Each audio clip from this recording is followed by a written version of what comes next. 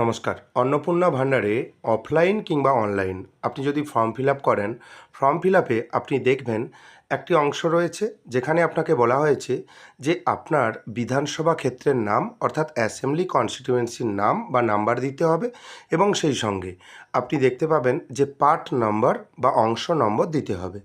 আপনি অনলাইনের মাধ্যমে আপনার বিধানসভা ক্ষেত্রের নাম বা অ্যাসেম্বলি কনস্টিটিউয়েন্সি নাম এবং সেই সঙ্গে অংশ নম্বর বা পার্ট নম্বর কিভাবে পাবেন সেই পদ্ধতি আপনাকে দেখিয়ে দেবো। এখান থেকে আপনি যদি তথ্য নেন আপনি নির্ভুল এবং সঠিক তথ্য পাবেন। সেক্ষেত্রে আপনার কিন্তু ভুল ডাটা এন্ট্রি হবে না। অনেকেই আছেন যারা আপনারা বিধানসভা ক্ষেত্রের নাম জানেন না বা আপনি পার্ট নাম্বার জানেন না, সেটা কিন্তু এখান থেকেই আপনি চেক করে নিতে পারবেন। তাই ভিডিওটি স্কিপ করবেন না, প্রথম থেকে শেষ পর্যন্ত দেখবেন। চ্যানেলে নতুন হয়ে থাকলে পরবর্তী আপডেটের জন্য চ্যানেলটিকে সাবস্ক্রাইব করে দেবেন। সর্বপ্রথম ceo.westbengal.gov.in এই ওয়েবসাইটে আসবেন। এই ওয়েবসাইটের লিঙ্ক আমি ডেসক্রিপশানে দিয়ে রাখবো। বাম দিকে দেখতে পাবেন একটি ইলেক্টরস অপশান রয়েছে। আপনি ইলেক্টরস অপশানে ক্লিক করবেন। এখানে দেখবেন প্রথম একটি অপশান রয়েছে find your name in electoral role, search your name in electoral role. প্রথম যে অপশান রয়েছে আপনাকে প্রথম অপশানে ক্লিক করতে হবে। এখানে আপনার কাছে নতুন একটি পেজ ওপেন হয়ে গেছে, দেখতে পাবেন এখানে তিনটি অপশান আপনি দেখতে পাবেন। সার্চ বাই এপিক, এটা সবথেকে সহজ পদ্ধতি। আপনার ভোটার কার্ড নাম্বার দেবেন, এখানে রাজ্য সিলেক্ট করবেন, ক্যাপচা দেবেন, সার্চ অপশানে ক্লিক করবেন।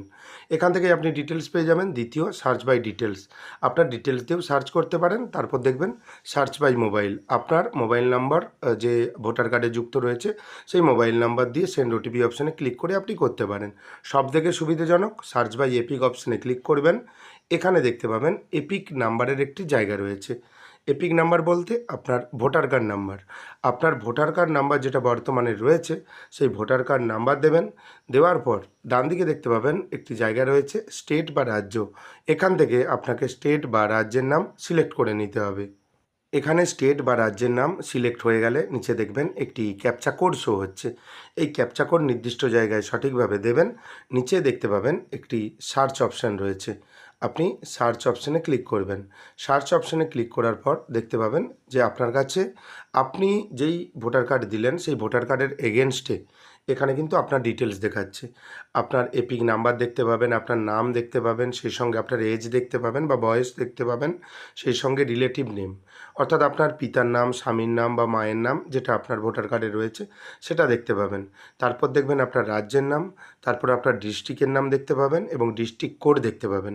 তারপর গুরুত্বপূর্ণ অপশন যেটা আপনার অন্নপূর্ণা ভান্ডারে ফর্ম ফিল আপে প্রয়োজন, অ্যাসেম্বলি কনস্টিটিউয়েন্সি। এখানে অ্যাসেম্বলি কনস্টিটিউয়েন্সির নাম্বার দেওয়া রয়েছে, অ্যাসেম্বলি কনস্টিটিউয়েন্সির নাম দেওয়া রয়েছে, দেখতে পাবেন। এটাই আপনি কিন্তু লিখে দেবেন এবং তারপর দেখবেন পার্ট নাম্বার দেওয়া রয়েছে। ওখানে কিন্তু পার্ট নাম্বার বা অংশ নাম্বারও চাওয়া হয়েছে।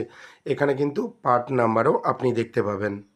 এখানে আপনি যেই তথ্য দেখতে পাচ্ছেন আপনার ভোটার কার্ডের এগেনস্টে, এখানে কিন্তু সঠিক তথ্য আপনি দেখতে পাচ্ছেন। এই তথ্য আপনি কিন্তু অন্নপূর্ণা ফর্ম যেখানে জায়গা রয়েছে part number, assembly constituency number, সেখানে কিন্তু এই নাম্বারগুলি বা নামগুলি বসিয়ে দেবেন। ভিডিওটি কেমন লাগলো জানাবেন। পরবর্তী গুরুত্বপূর্ণ আপডেট পাওয়ার জন্য চ্যানেলটিকে সাবস্ক্রাইব করে দেবেন।